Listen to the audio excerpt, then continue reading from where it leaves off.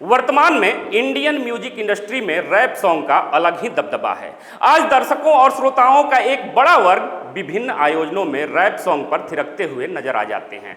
ऐसे में आज हम लेकर आए हैं एक रैपर की दिलचस्प कहानी। इस सच्ची कहानी का असल किरदार मौत के कुएं में रैप करने वाला वह भारतीय रैपर है जिसने रैप की दुनिया में बड़े बड़े खिलाड़ियों को भी पीछे छोड़ दिया है। बता दें कि महज 31 साल की उम्र में, जी हां, महज 31 साल के एक भारतीय रैपर और उनके रैप गीत की चर्चा आजकल पूरी दुनिया में हो रही है। हनुमान काइंड नाम से मशहूर केरल में जन्मे सूरज चेरुकुट के ट्रैक बिग डॉस ने बहुत कम समय में न सिर्फ ग्लोबल चार्ट में अपनी जगह बनाई है, बल्कि जाने माने अमेरिकी रैपर केंड्रिक लैमर के ट्रैक नॉट लाइक अस को भी पीछे छोड़ दिया है। आइए शुरू करते हैं सूरज के पॉपुलैरिटी की पीछे की असली कहानी।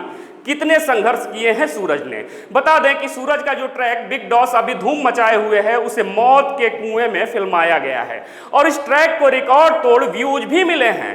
मौत का कुआं एक ऐसा परफॉर्मेंस होता है जिसमें एक विशाल लकड़ी के गोलाकार स्ट्रक्चर के भीतर अपनी जान जोखिम में डालकर तेज रफ्तार से मोटरसाइकिल और कार चलाकर जो ड्राइवर होता है दर्शकों का मनोरंजन करता है। बता दें कि निर्माता कलमी रेड्डी और निर्देशक विजय शेट्टी के सहयोग से जुलाई में रिलीज हुआ सूरज का यह रैप गीत अब तक इस स्पॉटिफाई पर 13.2 करोड़ बार सुना जा चुका है। वहीं यूट्यूब पर इसे 8.3 करोड़ व्यूज मिल चुके हैं। रैपर सूरज के इस ट्रैक को मिल रहे इस जबरदस्त रिस्पॉन्स के कारण हनुमान काइंड पूरी दुनिया में छा गया है।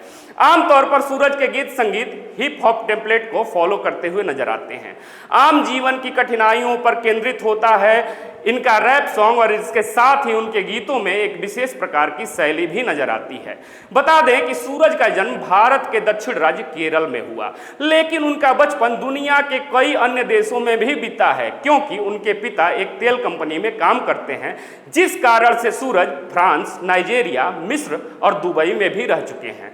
अपने जीवन का शुरुआती समय ह्यूस्टन और टेक्सास में बिताने के कारण सूरज बचपन से ही ह्यूस्टन की हिप हॉप संस्कृति से प्रभावित दिखे हैं और यहीं से संगीत में उनके करियर की नींव भी पड़ी।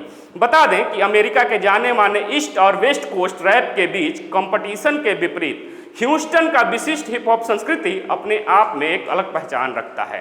ह्यूस्टन की हिप हॉप संस्कृति में कफ सिरप यानी खांसी की दवा का अपना एक अलग महत्व होता है।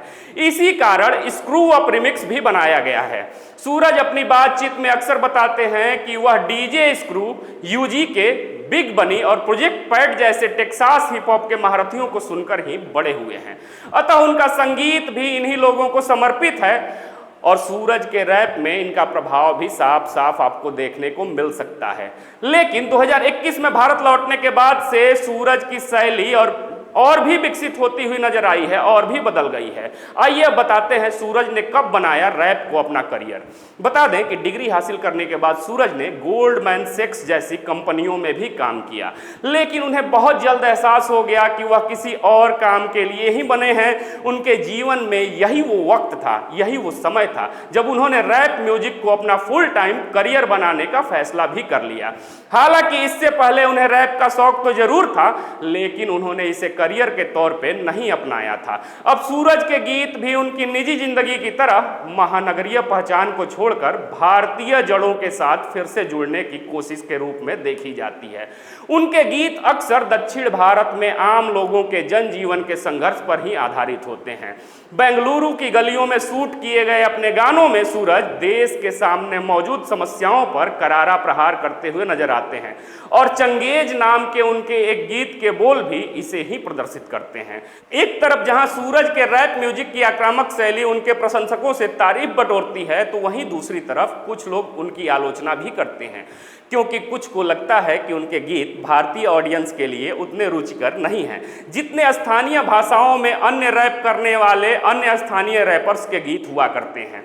क्योंकि स्थानीय भाषाओं की बजाय सूरज अंग्रेजी में गाते हैं और इस कारण शायद अंग्रेजी न बोल पाने वाले लोगों को वो अपनी ओर आकर्षित नहीं कर पाते हैं।